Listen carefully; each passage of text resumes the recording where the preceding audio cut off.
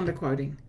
And yes, it is the big deal. It's in the news about every third or fourth night. It's been on a current affair. It's been on Today Tonight. It's been on, the Minister for Fair Trading has been talking about it.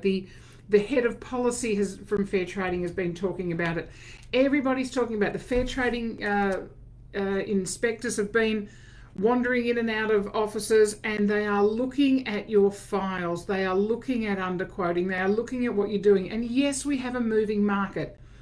But Fair Trading, even very publicly on their news briefs on their website, they're saying we know it's a moving market, and just because a property sells well over reserve or more than what was expected, it doesn't necessarily mean there's been underquoting. So they get it, but what they're looking for in your files is that you have actually documented the process. So have you got a log of everyone with whom you've spoken price? Because you're supposed to. It's legislated that you're supposed to. If you have amended your opinion of price, and remember, sometimes you do, sometimes you don't. Have you done that properly? Have you got a record that you have sent that to your vendor that you have amended your opinion of price, and very quickly you have made that amendment onto your portals and onto your marketing and everywhere that you are discussing price. So you need to make sure that not only that your practices are compliant, but that your files are compliant. So it's not just about doing the right thing, it's actually having evidence that you're doing the right thing. So guys, make sure that your files reflect that you are, when you talk to somebody about price, that there is a record within that. Look, many of the databases now, you can actually log straight in from your phone and your records will go straight onto your database. So if you're not using a database like that, maybe talk to your database provider and say, well, how do we make this easier? What is there some way that we can make this easier to get that information onto that file, that specific property file, when we're not in the office? Because that's the difference. If you're sitting at your desk, great, you can log it straight in. If you're responding to an email from a portal inquiry, there's a record of it already. So because you're sending out an email, best method.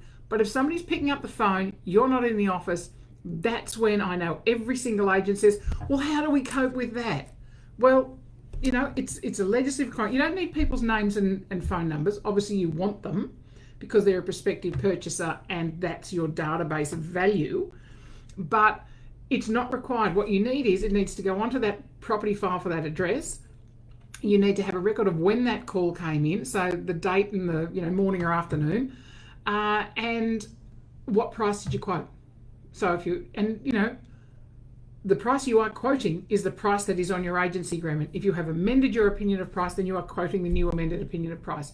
Not even if your price quote is 8 to 850, or 8 to 880, which is obviously your 10% there. It's not okay to say, on the phone when somebody calls you, we're looking for the low to mid 8s. That is what underquoting is about. There is no surety of what you're actually saying there. So if you're looking you're quoting 8 to 850, that's the low to mid 8s. In my head, in somebody else's head, the low to mid 8s might be 820 to 860. You need to be specific about this. What you've got in your agency agreement is your opinion of price, is what you're quoting. Obviously, way more important when you're doing an auction campaign, because you're not putting a price out there. Mind you, most purchasers will go in and do their searches on, okay, is it in the 750 to 800 range? No. Is it in the 8 to 850 range? Yes. Is it in the 850 to 900 range? When they're going through the property portals, they know where it's at. So sometimes it's just about that's their question that connects with you as an agent when they first want to talk about that property that's currently on the market. So guys, just making sure, just yet another push from us here at ACOP about getting your files compliant so that you comply with the underquoting requirements of the Property and Stock Agents Act.